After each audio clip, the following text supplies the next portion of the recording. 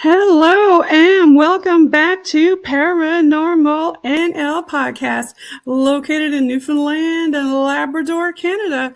I'm your host and founder, Jen Noseworthy. Thank you for tuning in to UPRN, United Public Radio Network, 107.7 FM in New Orleans and 105.3 FM on that Gulf with UPRNTalkRadio.com. Watch and listen to PNL Podcast every Tuesday at 5 p.m. Eastern with a YouTube live chat watch party with me, your host Jen, and a few BOG team members. For tonight's great Pyramid episode on UPRN segment number 88, I've got a special guest waiting backstage from England and a co-host guest from North Carolina who I'll bring on shortly. Now it's time to grab your favorite hot summer beverage, a few metaphysical munchies, and get ready for that show tonight. Paranormal NL Podcast is sponsored by the BOG team, a boots-on-the-ground BOG team doing historical paranormal investigations in Newfoundland, Canada. Now, if you find yourself coming back to the show and you like the content, please smash that subscribe button. Gratitude, folks. It all helps. Grab your PNL Podcast and BOG Team merch at TeePublic on our Linktree Paranormal NL Podcast. All BOG Team music heard in the intro and the exit is available on all streaming music and social media platforms for download. PNL Podcast believes in supporting international paranormal networking and highlighting global paranormal people, places, and things. Now, I'd like to give a shout out to who I heard about this guest from. I'm going to give a shout out to Quantum Health Ascension metaphysical podcaster, Miss Karen Holton, who was on PNL Podcast Season 4, Episode 12, UPRN Seg 72. Check her out. Now I'm going to bring on the stage our co-host tonight. We have Mr. Rob Shelsky, all the way from North Carolina. Welcome back, Rob. Hi, it's good to be back again. Good to see you. So for the folks listening in around the world on UPRN, I'm going to have you introduce yourself. Okay, I'm Rob Shelsky. I'm an author. I write a lot of books about UFOs, time travel, the Mandela effect, and cryptids, as well as other books. I have like 82 books now. 83. I just got a new one. And you can get me at Amazon, Kindle, or wherever. And I really enjoy being on these shows because I get to talk to people I wouldn't get to talk to otherwise. Well, thanks for co-hosting again tonight. We're glad to have you back. Now, here's our main stage lady, I've got you down here as Miss Jen Hann. Welcome. Now, that's a pen name, but I'm not going to say your real name, right? Thank you very much for having me. Welcome. Now, you're coming in all the way from England, right, Jen? That's right. That's correct. Yes. Yes. Tell the folks listening around the world, Jen, a little bit about yourself. Well, I will say that I worked in London for about 11 years when I started at the age of 18. And then I came up to Herefordshire, which is a rural county. And my life changed altogether in this surroundings. I'm an ET contactee, which happened in this area. So I'll be telling you about that in a minute. Yes. That's very interesting. Thank you so much for being on the show today. We really appreciate it. So, Jen, take us back to where it all started. And that all started in fashion, didn't it? Yes, that's right. That's correct. I worked for Vogue and Harper's Bazaar and a boutique exclusive, which was in Knightsbridge, which was for pregnant ladies. And I was also a designer for Ladybird and various other ones. And then I had my own boutique afterwards. And then I got married and we wanted some children. So we came up here and that's how it happened. Awesome. So do you miss the fashion stuff? Not now. That's material world. I'm now in the spiritual world. I've done a jump up. So you said that you were an experiencer. So do you want to take us back to where some of this happened? Yeah, I will. Yes. So I will say from the very beginning, the scenery took my breath away. I felt privileged to live here. It was a patchwork of natural beauty, green hills and golden valleys, wild flowers and healing herbs, luscious fruits and berries, a land of milk and honey. It was here in this mythical landscape that my brush with immortality began. At this juncture in my life, I wanted to ask God what his plan is for humanity. After all, don't we all reach a moment where we ask, why are we here? I reflected on a time when the rain poured into my heart without pause. I thought of the homeless and the suffering and the anguish. And then I heard of a nuclear war.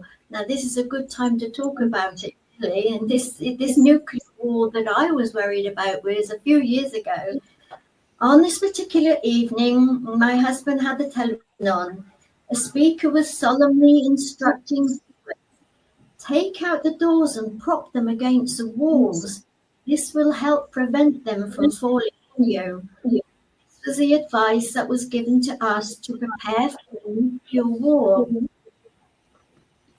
I asked my husband if it was a joke. He said, no, quietly. That night, I didn't sleep. In fact, it was for 3 nights that I stayed awake, gripped by fear. For my daughters, for all of us. Then I saw an article about underground shelters fully equipped with survival kits for 3 months. Nearly £10,000, but no need to resurface for weeks. That was it. My answer is that we need to survive. I couldn't wait to tell Ian, my husband. He agreed. He said we had just enough money to build a shelter beneath the back garden. That night, I slept very well for the first half. And then a troubling thought awoke me. What will happen when we resurface?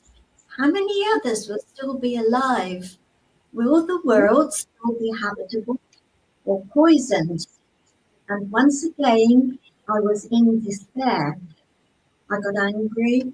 I had brought my daughters into this world under God's loving and protection. It felt like my sacred duty to give them a safe, loving start to life. As a mother, I would do anything to keep them from harm. But I was stunned. Why wasn't God doing anything to prevent humanity from self-destruction? I wrestled with God for days and nights, asking, how can a loving, caring God allow this? Why, God, do you permit such things? Where are you in all of this? Little did I realize that this wrestling match was to be the beginning of an immense fair with God. It lasted 3 years, although my family would say it has never truly ended. So, Jen, you had a big scare, and you reached out to God and looked for an answer. That's right. This one is if you like, it's a little bit of a religious type of one. It's to do with God and how I asked, as you hear, for help, and how I believe with this contactee that I think it answered my question. Now, you made, we forgot to mention about your wedding dress. How you, did you want to talk a little bit about that? Is that related to what you're going to talk about next? A little bit. So I will say that when I was getting married, I decided to undo a nun's outfit.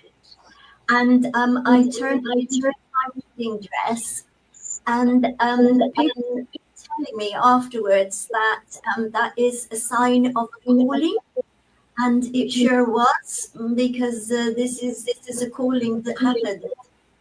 Yes. So a few days later, shall I carry on now? Rob, did you have a question? You're frozen, by the way, Rob. I know I'm frozen. I don't know why. I wasn't when we started, but I'm frozen now. Okay. It's so cold out. Yeah.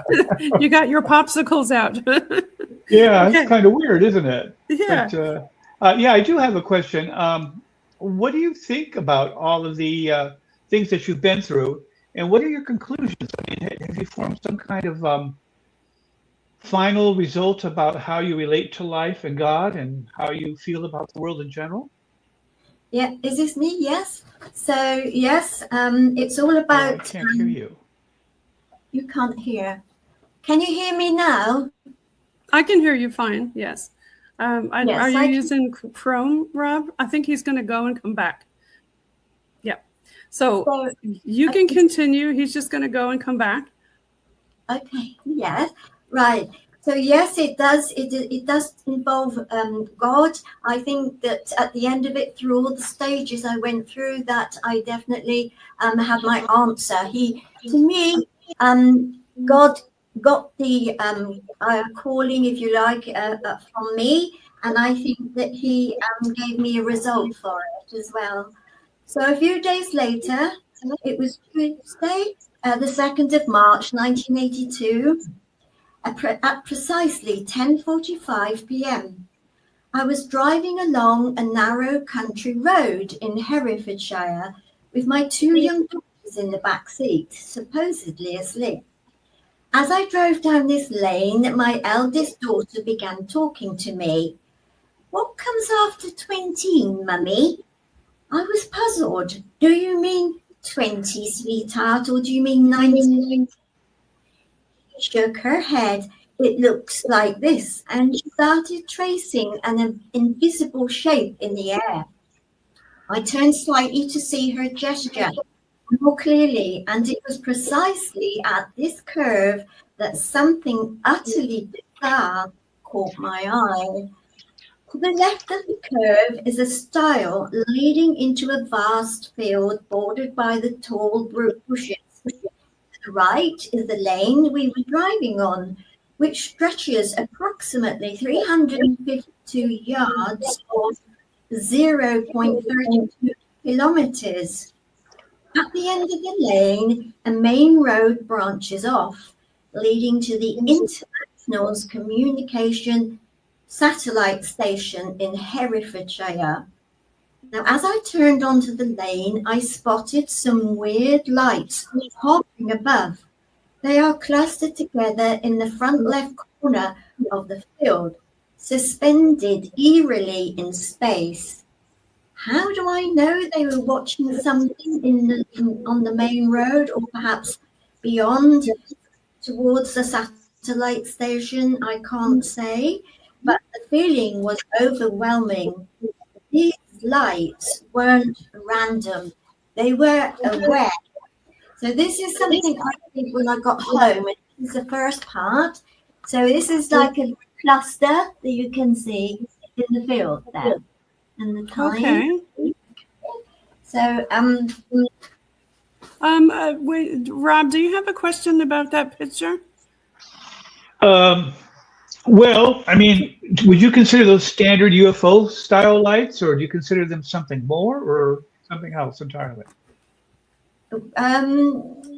with these lights, they were definitely different. And I will tell you, in the UK, this particular time, if you did talk to, I didn't even know what an alien was. I didn't know what a UFO was. I didn't know what a satellite was. And I'm sure that I was just the average person in the UK, because, you know, if I'd have spoken too much about it, I think people would have thought I was crazy. So I had to keep it to myself for a long time. But it gave me that long time. It gave me time to do some research to actually get to the beginning of it, the heart of the matter. Suddenly, the lights turned and sped towards us. It took them 3 to 5 seconds to cross the diagonal stretch of the field, roughly 440 yards. Even at 5 seconds, their velocity was around 180 miles per hour. These intelligent lights came across in a cluster, yet they were separate entities. The cluster was staggered, as if their speeds varied. Here they are, alongside the hedge that separated us from the field. Spontaneously, as if they'd spoken with each other, they spread out into a long line without bumping into each other. And this is the picture that I did when I got home. So you can see what they look like. Okay. So That's they're all weird. kind of spread out like that. And those squiggly lines going down from them, what is that? So those then, so this is what these lights, yes, what they did spontaneously, as if they'd spoken with each other, they spread out in a long line without bumping into each other. Then a patter, raindrops tapped against the car's window. Mist rolled in with these lights. So that was a mist between the two eyes. Okay. Well, excuse me. What you saw all this, and what did you feel at the time? Well, I'm just about to tell you how I wanted to be scared, but for some reason, they stopped me from being scared. They probably saw the shock, actually. So a mist rolled in with these lights, shrouding the lane in a hazy, dreamlike atmosphere. The lights, about 6 of them, were now traveling alongside us, just 3 to 4 meters between us. Hovering 6 to 8 feet above the ground, each entity was composed of 2 bright circular white lights, approximately the size of a car's headlight, joined by a glowing fuzzy stem resembling vapor or plasma. The stems pulsed and swayed, not rigid, they were alive with energy. We were there, peering straight at us, inquisitive beings with glowing eyes. And despite the shock, I could feel it here. My presence was almost hypnotic. I sensed no menace, only gentle, intelligent curiosity. Now, I just want to stop that bit there, and I want to show you in here that I looked them up to see what these things could be, and I discovered, so I'm just going to show you those in there, so that just knows, yes. Okay. That's kind of reminds me of those War of the Worlds things with the legs. Yeah, me too. It does me too. Right? What did you say? It reminds me of War of the Worlds, those things with the legs. Wow. So here. The tripods. Tripods, yes. Yeah. Tripods. So I will tell you, so it's great that you tell me these things because I'm grasping to understand them properly. But I did find, and I think it's somewhere in Utah, this is on a cave. Okay. Now, when you saw them, Jan, were they making any kind of noise? I was in the car. That's the only thing I don't know. Right. Because the windows were up because it was causing like raindrops. I will tell you that these are thousands and thousands of years old. They're on an ancient cave painting. So that's similar to what you saw and experienced. Yeah, I think it is. Do you? I mean, okay, they've got above the eyes, they've got it goes up higher. I wouldn't have known that because they were 6 to 8 feet off the ground. I'm going along in the car, so I wouldn't really see because they were really strong lights. So I wouldn't really see if they went up above the eyes. Okay. But now you did sense some intelligence from them? Definitely. So how big were they?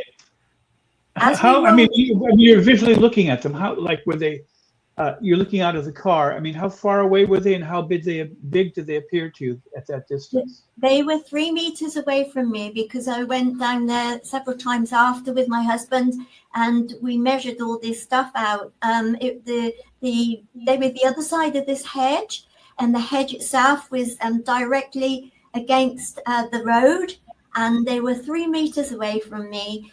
So I'll just tell you how they made me feel.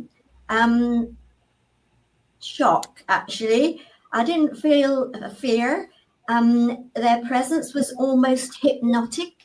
I sensed no menace, only gentle, intelligent curiosity. And I will say to you, the only thing that I could get, not by sound, but by telepathy. Yeah, they could read your mind. Yes, absolutely. I will tell you how you were communicating with them? Yes, they were communicating to me. I was just suffering from shock, really. And it came across that they were the same wavelength that I was on, only far more powerful and than I was. And it was just like, and they could understand me because they were on the same wavelength, but they were more powerful than I was. So therefore they were sort of taking me over, really. And they were saying to me in the interaction, don't worry, we're not going to hurt you. We're just curious. That's exactly what it came across. So we went. I'm sorry, but what do you think they were? I'm trying to get to that. I mean, I have aliens, angels, or what? The angels. I'll just tell you, we rode down the lane in a parallel line, and it was a long lane with my head turned towards them. We reached the end. I turned left on the main road. Moments later, a flash burst into the field center. Then another. Two explosions of light illuminated the entire field, and just like that, they were gone. And you know what? I never saw them again, but I drove on, stunned, with my daughters asleep in the back seat. After settling the girls in bed, I drew a picture, which you've seen, and then rang the local police. Look, love, the officer said, we have enough trouble with natural, never mind the supernatural. Try the airbase. They might be. So this was in what year was this? This is 1982. 82. Yeah. And it went on till this is springtime, March the 2nd, this particular bit. But all this before with God, I had, wrestling with God. It was a few days later, a few earlier. And then it actually ended all of this in November 1984. It was a 3-year thing. So the next thing is that I will tell you that Ian and I went to visit the airbase first. I'll just tell you this. However, we were informed that it was out of service and had been for a considerable time. The officer's response was, please always send people here. Same story, time and time again. So I wasn't the only one. On our way home, we returned to the field, hoping to find evidence of what had happened. However, there were no scorch marks, nothing strange, except in the center of the field, there was a small pool of water where the flashes had burst.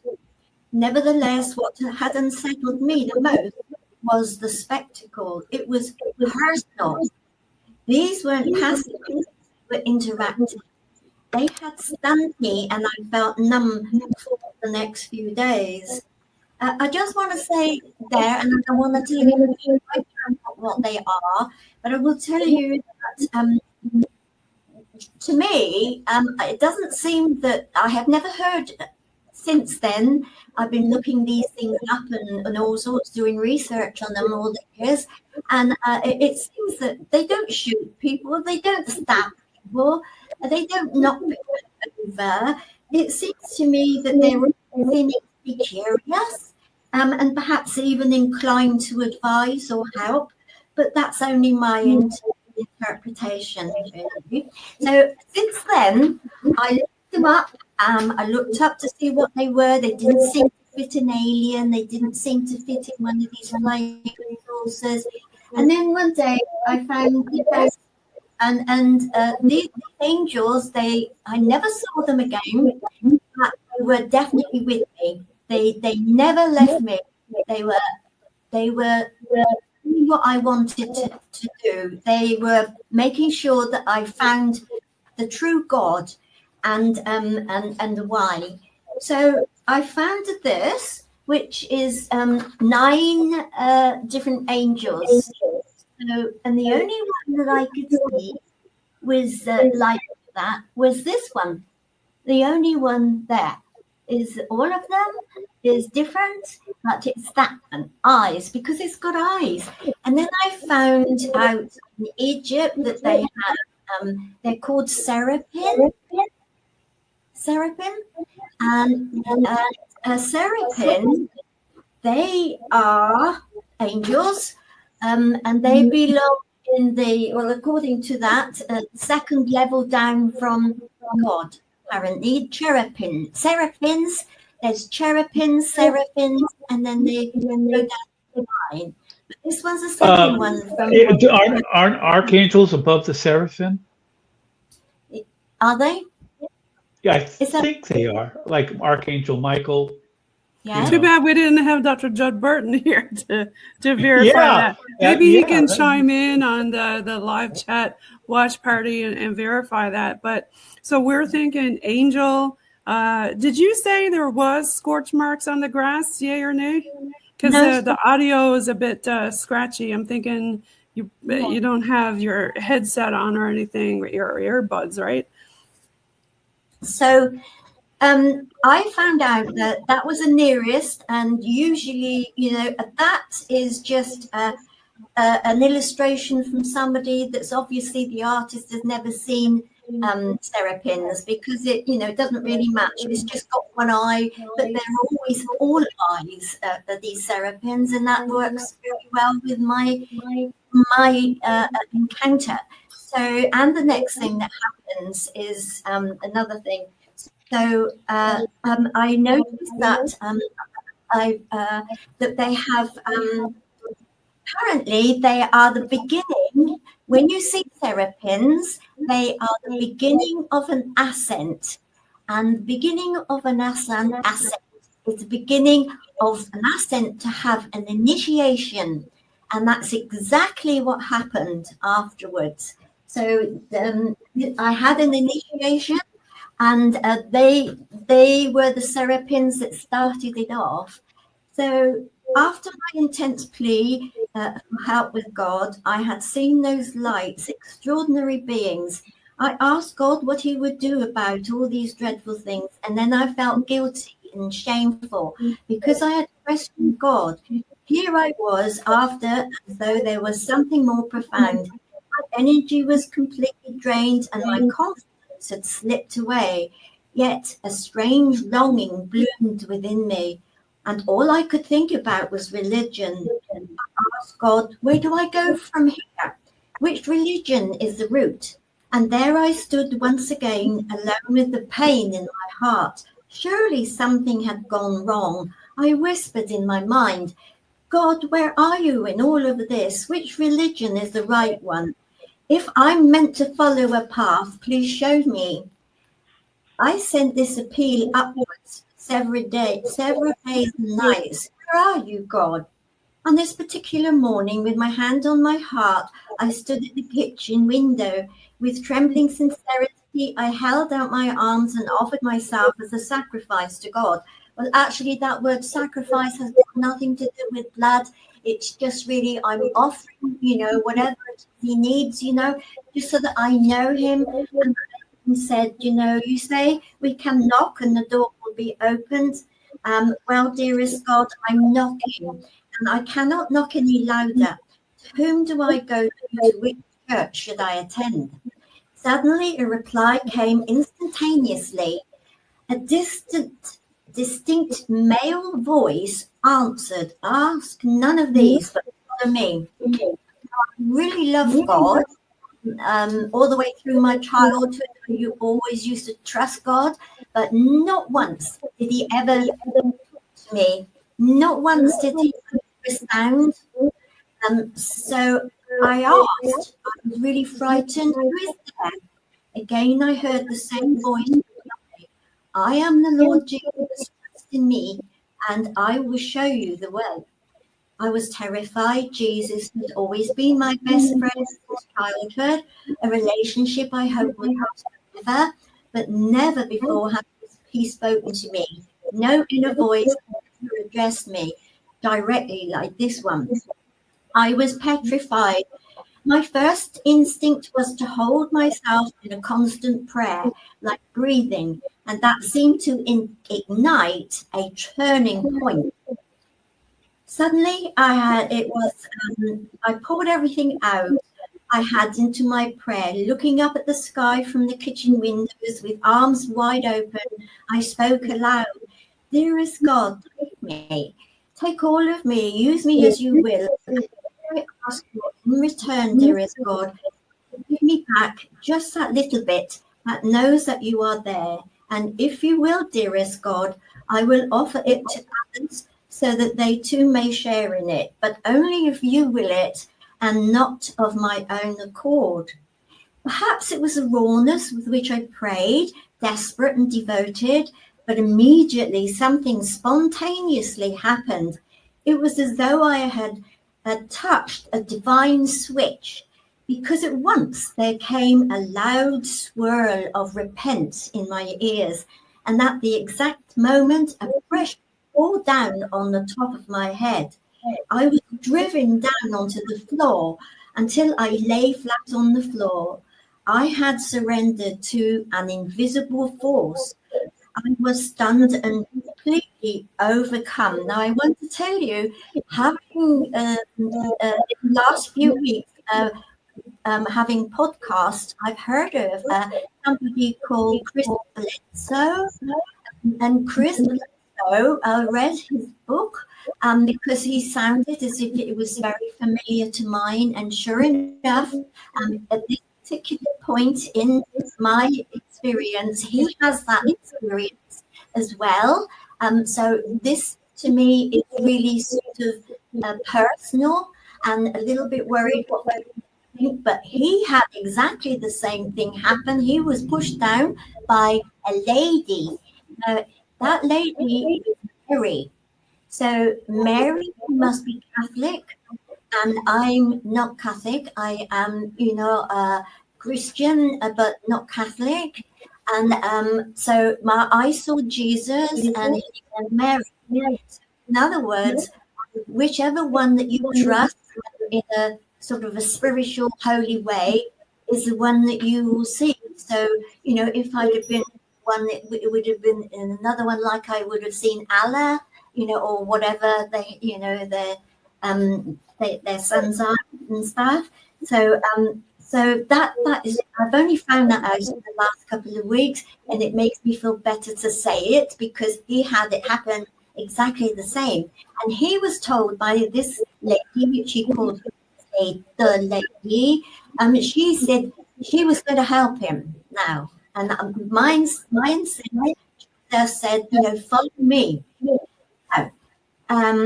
So, Jen, this was a very religious experience for you. You talked to God, asked for an answer. You saw these beings come down. You researched it. You thought maybe they were related to the seraphim, the image that you showed me with the eyes, and related to that's why you related to the pyramids in relation to your book, correct? Oh, I did look up something. Seraphim are the highest ones. Yes. Oh, yeah. Thank you very much for doing that. That's great. Thanks. So, sure. So the next, yes, look at that. So the next thing is. So do these things, Jen? Do you think these things live at the pyramids, or?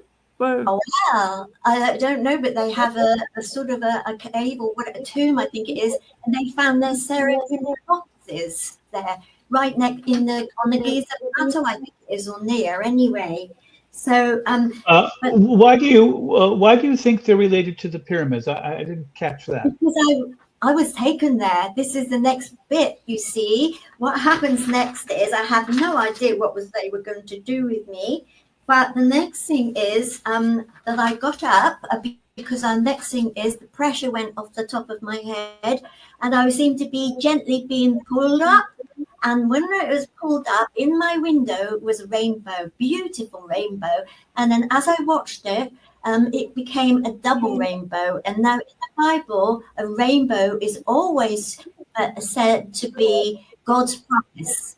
So I knew then that I was safe because the rainbow had come into a double one as well. It was a God's promise. So that's how I took it as well. And I will tell you, I took that. Jen, do you do astral projection? Well, this is the next bit that happens. Absolutely. This is the next bit that's going to happen. It's crazy, isn't it? I didn't know it's called astral projection because afterwards I stepped back from the southeast kitchen window and took 3 steps towards the northeast, facing dining room entrance. Then something absolutely frightening happened. As I turned towards the dining room, it felt as though I had stepped into or had been moved into a different zone. It was just like magnetic. A magnet was pulling me in a particular direction. A creepy sensation enveloped me. You know that feeling when the hairs on the back of your neck stand up? It was like that, but more. Something invisible had again invaded my personal space. This strange presence felt like an enormous invisible magnet. It had waited silently for me to turn in the right precise direction, and the moment it pounced, it was just like a huge bird on the top of my head, and I knew that I was in trouble, and I was absolutely, as if, I'd been put into a coma, if you like, really. I had nothing in it. I couldn't do anything. I couldn't move. Something that I couldn't see has got hold of me, and there's something that's going to happen. So the next thing is I waited silently for the direction, and then this pounce, it latched on the top of my head and it locked itself there. I couldn't move. There was no way of escape. This presence was more real than reality itself. I kept saying, "You've got the wrong person." Honestly, I'm a woman. I feel this is too big for me. I'm too puny. I'm too weak. I'm not the right person for whatever you want for. But it wasn't listening to me. Well, not really. Something had been decided and a deal had been struck. Then in came paralysis, a complete suspended animation, and then another pounce. This time it came with a clunk click. I've heard people, after been doing all this research, exactly the same. It must give you a clunk click. Hear it. Just like a metallic clamp. It felt like I was wearing a tight magnetic cap. And my essence, my stuffing was gradually being pulled out of me. I was teased into 2 parts. An outside observer might say it was just as if a giant bird had pounced on its prey and then rose into flight, carrying it skyward. That's exactly what I thought was happening. Then one, I will say that this, I've looked it up, is called, I've not only never been to Egypt, but not in the physical, but I will tell you that a guide on there who comes on my Facebook, he works on guide on the Giza Plateau. I told him about the click on the top of the head, and and he said that what has happened to you is he said that your seraphim started the initiation up, and then the bar, which is BA, which is the soul, is then pulled up out. Okay.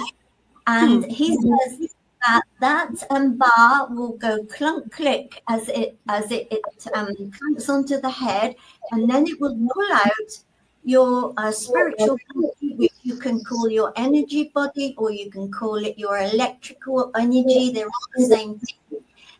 But it was taking this any part of me, and in religion you will call it dual embodiment, because you have been split into two parts.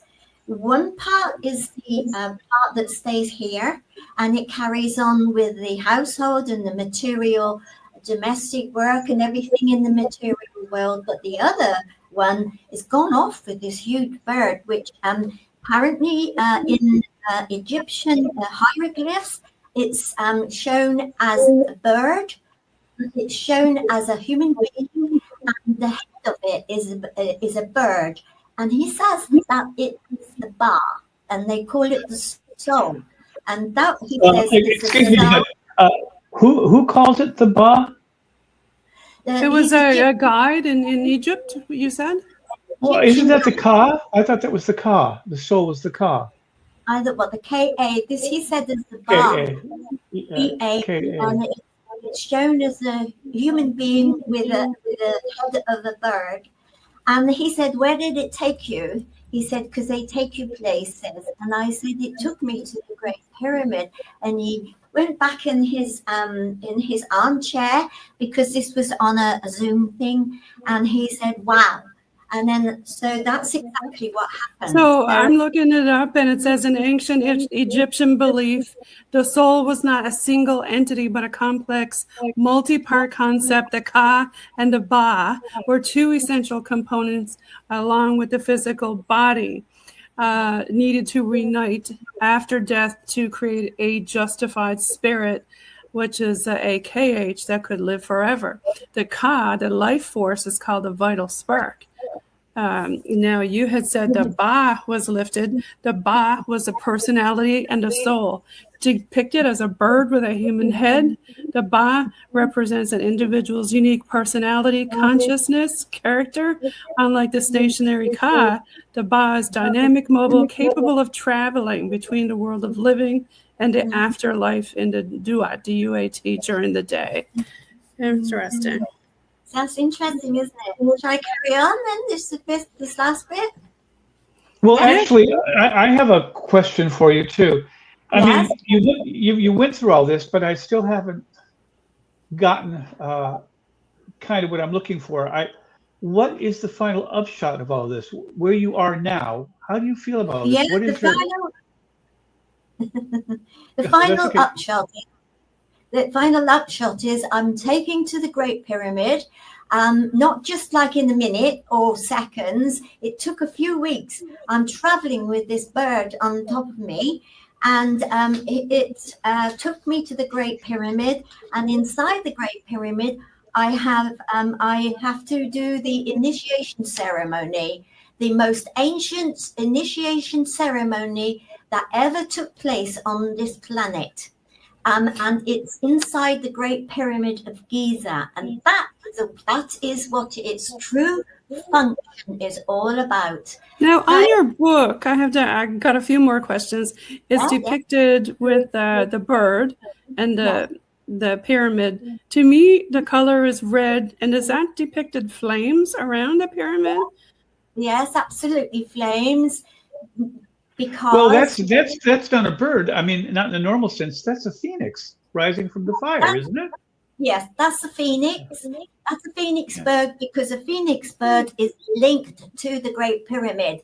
They're both linked together, and the phoenix bird is the one that comes back every so often, and then there's a renewal. So actually, that's depicting that we are beginning a new era. This is what's about happening. And the phoenix bird, which I saw in there as well, it came to it basically saying the whole setup is that we're coming to a finalization, and we're now into a new era, and that's what it all means. That's fire. The phoenix is fire. So the next part is that the Great Pyramid of Giza is actually, I saw Jesus in the King's Chamber after a lot of the things that happened in there, the whole stages of the initiation ceremony. I found out that we are part fish in there because we come from the Sirius system. But yet, I will say a lot of people have said, that through podcasts, that, oh, yes, well, we got fish now, but we also, what about all the apes and all the rest of it? But I've discovered, and that's the last few days, is that, of course, I agree, everybody do tend to have, genes like apes. Yes, we've had those, we've been stuck them as well, and but religions and cultures, Jen, all over the world talk about fish coming out of the water and giving knowledge. Yes, yeah. So what happened to me, this is just one little part inside the Great Pyramid, is I had a consummation or a get together with a fish, and that fish was in the Queen's Chamber, and it was shaft which leads to the Sirius system, and it started off as a whale, and then the whale became a dolphin, and the dolphin then came out of the screen that was in front of me, like being in the pictures, and it came out through the coast line with all the houses, and it came up, touched my left foot on the outside, came up to my knee, came up right up to my hip, and it was wet, and it was clammy and cold, and it was shivery. And what happened was, it was a vibration, if you like, that was part of the transformation of the initiation ceremony. Now, there is somebody else that spoke on a podcast a few days ago, and she was saying that she was in bed, and that she felt that she had a strange experience where the fish came up her leg, I don't know whether it's the left or right, came up her leg at the side, and she said it came up to her thigh, and then she said, and it was a marvelous feeling, she's absolutely wonderful. And then she said that she turned her head into the right, to the window, and there in the window was Horus's eye. She said, I don't know what it has to do with Egypt. So this is exactly what I'm after with my book, because I think a lot of people don't realize that they have had part of the initiation ceremony, all of it, because like me and everybody else, what is going on, until somebody can tell you. And you're now, not Jen, is that why the title is Birthright Inheritance? Now, there's several different titles on it. Birthright Inheritance. Yes. So that is our birthright. Exactly. The Great Pyramid of Giza is the true temple, the oldest temple, and the one that sits smack bang in the center of the landmass, the planet's landmass, before that it was separated into continents. If you have it where it was in the beginning, where you have the landmass together, you have it before, when that way, put a pin down and you will have it on the Great Pyramid of Giza. It's the oldest building, and it's not built by human beings. And the other thing is that it is the true temple of God. That is our true temple of God. All the others are man-made. And that is what is the last bit to tell you, is that's our birthright. And also we have a right to know all these things, and it's time that it happens, because what happens in there, God's temple, he will change your vibrations in there, because you'll need them when you want to move on, because our our vibrations are too low. So we need to have them, and it doesn't, you can do all this, what people do to meditate, but they aren't the right vibrations. You need to get them from the Great Pyramid itself. At the same time, we have got inside us, I learned this too, we have got inside us, I've been calling it a template, but I think it's more like a blueprint or something other in the mind. But when we were created in the very, very beginning, we were given a template or whatever you want to call it inside us, and what we need to do is activate it, and that's what those serapins did. They activated the initiation, if you like, so that I would understand where God really is. At the same time, in my book, I will say that I was told that the Great Pyramid is the naval power on the planet, right in the center, becomes the naval. And peace on earth, which is Jerusalem, is all God's people on this planet. Everybody on this planet is God's people. Okay, somebody said to me, but then Jerusalem is not like that. And I said, well, I know. But I said, whatever that is, the city, but the real true city of God is peace on earth, which surrounds his temple. When I saw Jesus in the King's Chamber, all really shiny, bright white, it was, and he said to me, he showed me his hands. He was just, he had just, if you like, been crucified. He had his shroud on, and he was showing me that he has risen. And he said that this temple, which was a great pyramid, he was in the King's Chamber, is my knowledge. When he says with knowledge, he means this is my wisdom. And it's interesting you talked about the Ka and the Ba, because the life force, like we talked about the vital spark, that was the energy that distinguished the living from the dead. Like when you think about spirit, for Egyptians, it was created at birth, separated from the body at death, and the Ka remained in the tomb with the mummy. And it required physical sustenance like bread and beer and offerings and stuff like that to survive. And that's why you see all the different offerings in there. That sounds good, doesn't it? Yes. So I see now your relation on the book about, the Great Pyramid, because I was wondering, because you talked about on the front of the book, it says Hall of Records. Yes. That's the Hall of Records. Thank you for bringing that in, because the Hall of Records is what I'm telling you, really. It is a Hall of Records. Where is it? Everybody's looking on the Egypt and on the Giza Plateau or whatever, at the footpaw of the Sphinx. No, it's not physical. It's spiritual. It's inside all of us. Like the Akashic records, right? They say that you can access them remotely through remote viewing. Or as Carl Jung said, the collective unconscious, right? Where all the archetypes come from. Yeah. Right. Yeah, So absolutely.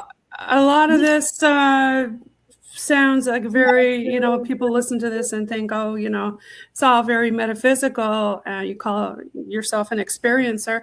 Rob, do you have any other folks that you've talked to that experience some similar things? Me? I'm sorry. Go ahead. No, you go ahead, please. I finished. I want to hear yours. Well, I know. I've had people who've had spiritual experiences. They don't quite know what to make of it. They've had personal epiphanies, and they seem to change their lives for like a year or two, and then they seem to go back into their old habits. I'm wondering, is this the only book you've written on this? Have you written other books? I was told when I was down in the pit of death to write it down and let it out.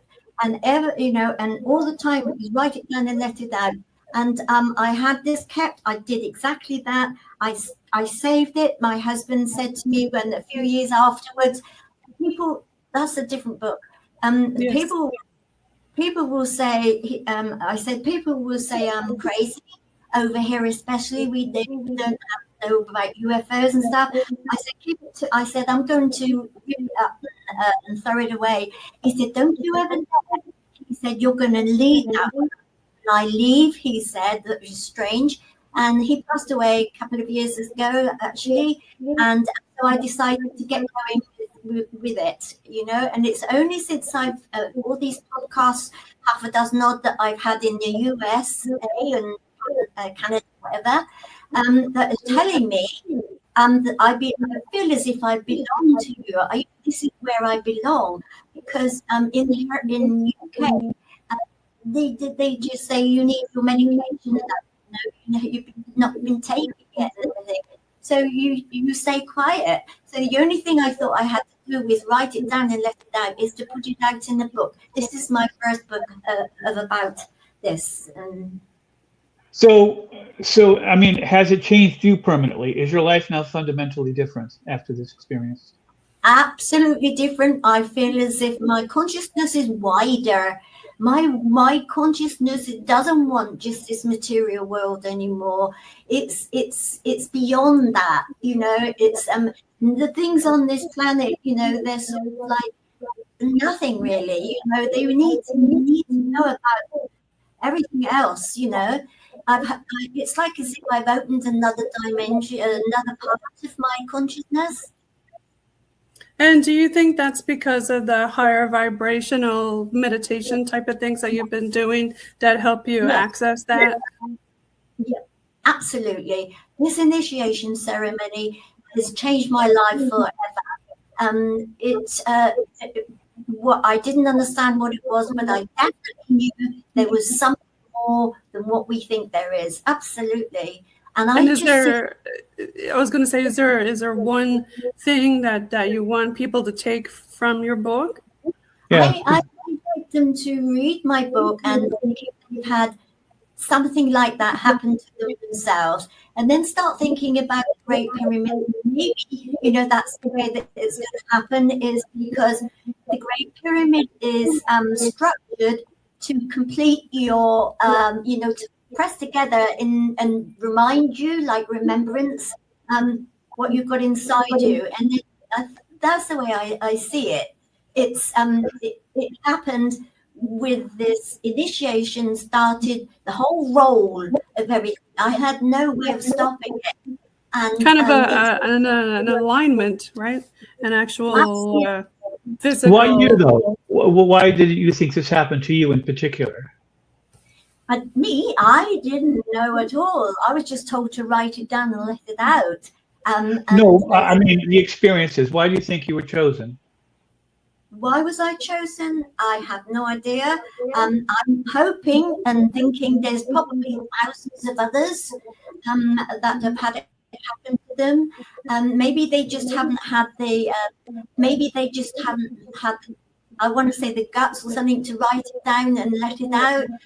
I've been with this for many years, and I was determined I was going to let it out at some time. I could not pass away until I wrote it down, because I knew there was something important in it, because it changed me, so it will change everybody else, you know, if they want. Jen, thank you so much for sharing your experience and your book with everybody. Over the 60-minute mark now, but I want to give a shout out to where people can find your work. Are you on Amazon, or where can people find your work? Yes, I hope so. You know, so I want to help them. That's all it is, really. It's to share it, so that because they've got it in them as well. I know everybody on the planet, everybody that has been on the planet. Yes, I've got a link to where people can find your work on the bottom of the ticker. Thank you again for being on UPRN, United Public Radio Network, 107.7 FM in New Orleans and 105.3 FM on that Gulf. Rob, do you want to give a shout out to where folks can find you? Oh, they can just go to Amazon. All my books are at Amazon, or from Muted Press, or Simon & Schuster. Okay. Well, thank you again, everybody. Everybody follow Rob Shelsky and Jen Hann. Check out their work. You're going to love it. Okay. We're going to leave you with some Bog Team rock.